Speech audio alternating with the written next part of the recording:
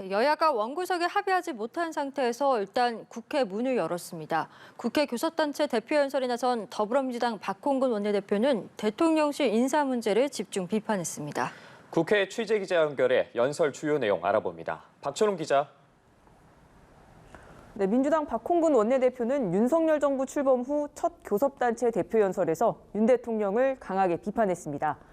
박 원내대표는 48.6% 득표율로 당선된 윤석열 대통령의 최근 지지율이 32%까지 떨어져 정권 말 레임덕 수준이라고 포문을 열었습니다.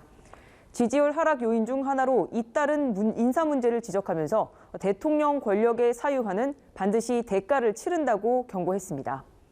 대통령실이 검찰 출신 문고리 육상시에 장악됐다는 비판이 제기되는 상황이고 특히 김건희 여사 관련 인사 논란은 점입 가경이라고 지적했습니다. 이 과정에서 최순실 국정농단과 박근혜 전 대통령의 탄핵까지 언급했는데요. 주요 발언 보시겠습니다. 청와대의 공적 시스템을 무력화시킨 비선실세 최순실의 국정농단은 헌정사상 초유의 대통령 탄핵으로 이어졌습니다. 조용히 내조만 하겠다던 대통령의 부인이 대통령도 어쩌지 못하는 권력의 실세라는 말까지 나와서야 되겠습니까?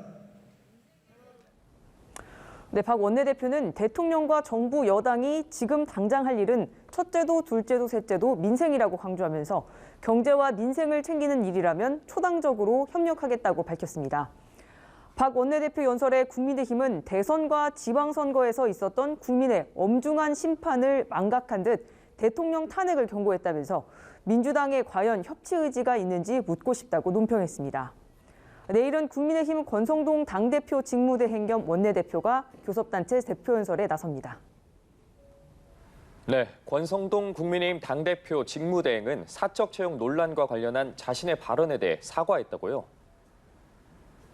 네, 그렇습니다. 권대행은 국민께 제대로 설명하는 게 우선이었음에도 자신의 표현으로 논란이 커진 건 전적으로 불찰이라고 밝혔습니다. 특히 청년 여러분께 상처를 줬다면 사과드린다고 했습니다.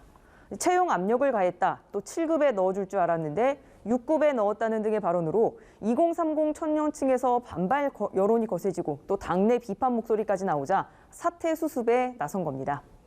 권대행은 다만 선출직 공직자의 별정직 채용은 일반 공무원 채용과는 본질이 완전히 다르다면서 역대 정부의 관례와 절차를 지켰다고 항변하기도 했습니다. 이번 사과는 최근 윤 대통령과 여당 지지율이 동반 하락하는 가운데 권대행 리더십에 대한 의구심이 제기되는 상황과도 무관치 않다는 분석 나오고 있습니다.